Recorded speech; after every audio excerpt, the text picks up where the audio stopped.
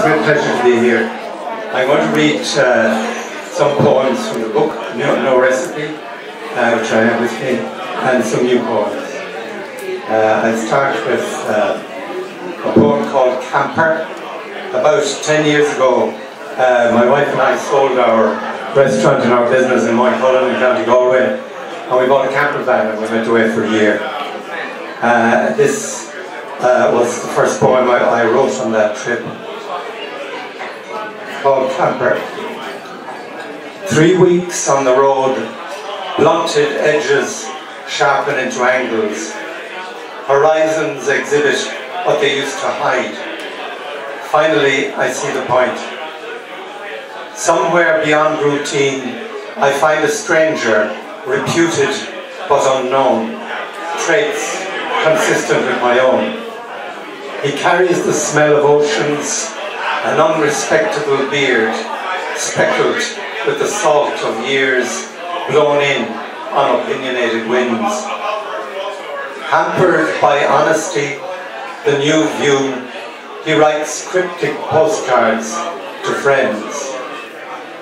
Found the sun, not coming back. Mosquitoes only bite if provoked. At sea and drifting indefinitely. That's a short poem, and it's... the next one is about leaving a beloved place. We lived in a lovely old house in Moycullen in County Galway for about 20 years. It was a home and a family business, and very, very dear to me. And this poem is called Leaving Drimcong. It's about leaving that old place. And it could really apply to leaving any beloved place. Leaving Drimcong. The empty house is full of heaviness, waiting in the hall, lingering on windowsills, framed in paling spaces where once pictures hung. Unlit in fireplaces, it huddles in cold corners underneath the stairs where spiders weave complexities in pairs. Floorboards stretch and groan, tearing at constraints. Glass regards itself in endless introspection. Lintels long for passage. Lamps and their compounded parts dissemble. Suddenly a door bangs. Dawn opens up like a wound, dripping new light. Through the morning mist, the collie leads me on a walk past persistent nettles, sorrel sharp, astringent, bog mint aromatic. We surf the meadow sweet, climb over narrow dash, rooted in stone. Sycamore's expansiveness is our hiding place. From here, we saw the fox steal twilight once, loping with it into the dark. Commotion at the lake, fuss among the reeds, moorhens scatter on famille, a fair wind behind them. I have no recipe for leaving a beloved place. It is discovery, alchemy, performed with one's own basket of mystery ingredients. Recipes are red herrings, knacks and lures. Cooking is complex, rules and ritual, unstable raw material, control of heat, reduction and refinement, residue of hope. All things remain unfinished. Dreams migrate like swallows, traversing continents, trusting in transit in what is half remembered and what is left unseen.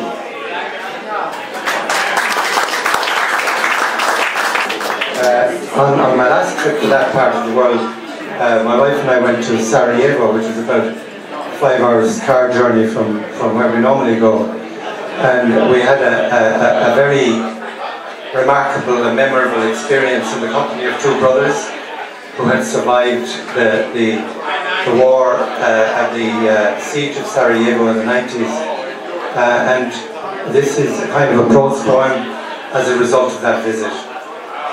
It's called Sarajevo 2011. My name is Mirza. My brother is buried by the back door, my cousin at the front. My neighbours whom I loved moved to Sweden, their friends to Wisconsin. Others are always preparing to leave.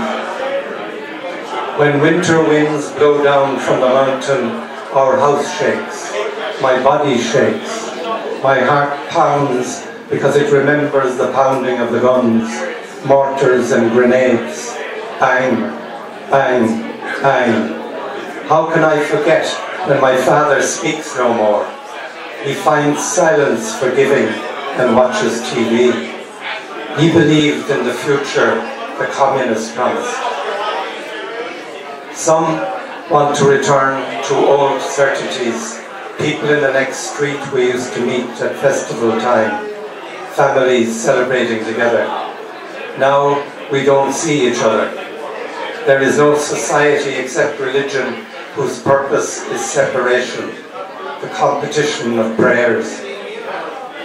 I remember my mother wasting with cancer. She worried about us, our interrupted education. During 44 months of siege, longer than Stalingrad, nobody was nourished.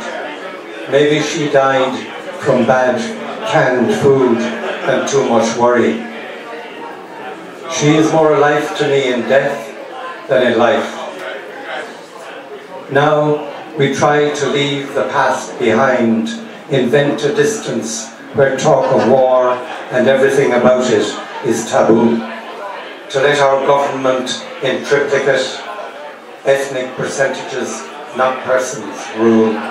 Let them do whatever they can do.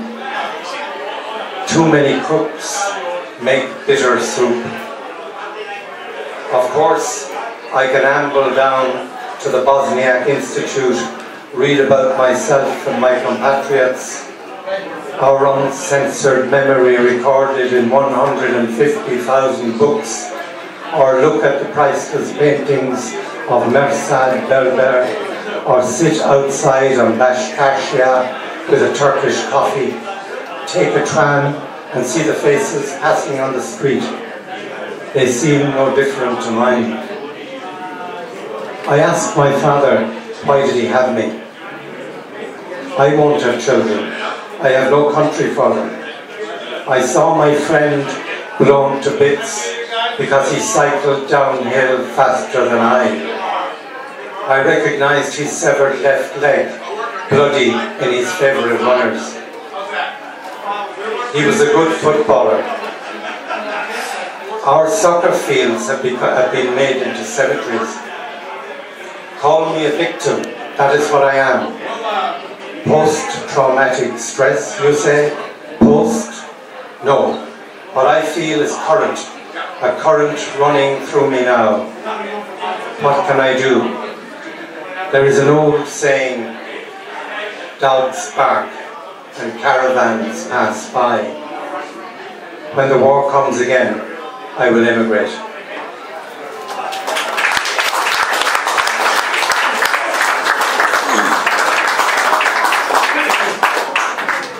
I think maybe I should introduce a note of hope.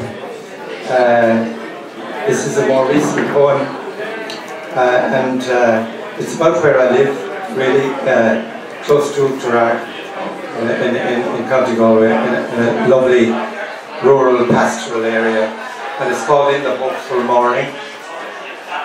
In the hopeful morning, take the path behind the garage, where the finches have begun their morning newscast. Turn left onto the lane inclining to a stream.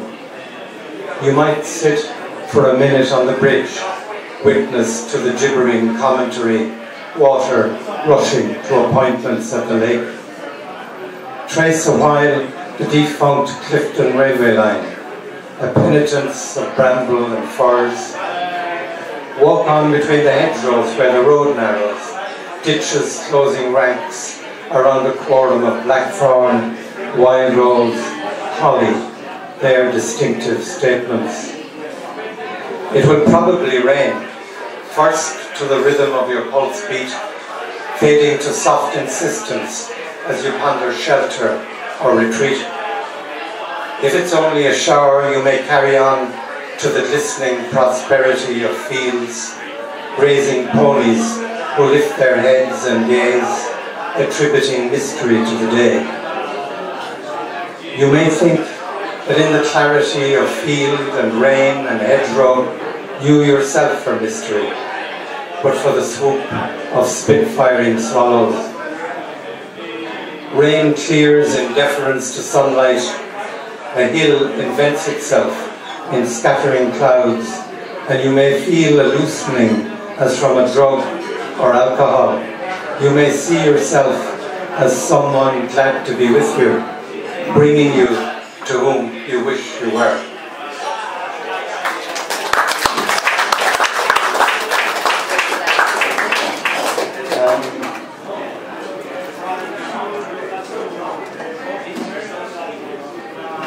This is a kind of a playful poem about a serious subject. I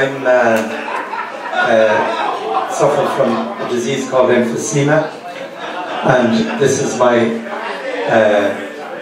hardly a tribute, but a kind of a challenge to emphysema. Into my prime you came, hogging the wind with your monopoly game. Direct to jail, no win. Your clenched fist smashed down the door, squatted in the chest, closing round the core. You took my breath away and left me almost dumb, a few stuttering words for what I have become. You dropped me in doldrums, exiled on windless seas, where no zephyr comes, beyond a whistling wheeze. So you strut your puff, pirated at my expense. Adrift I am on rafts of guff, future in the present tense. You share my impotence, our hearts beat in time. Do not take offense, your life depends on mine. This is no airy fantasy. When I reach my limit at the end of travesty, you'll be in it. It's about friends who meet but probably don't really know one another. It's a kind of about pseudo-sophistication. Tonight we will meet again, aperitif and delicious gossip in Sancho's. Afterwards, the usual table, chez Maurice, a poisson du jour and a crisp montrachet. But tonight will be different. I will not listen to that crackling too many Gaulois voice, extemporise on art, erudition disrobing between us. Enough trompe-l'oeil. Tonight I will unravel him, rewind his baroque tape. He will tell me who he is.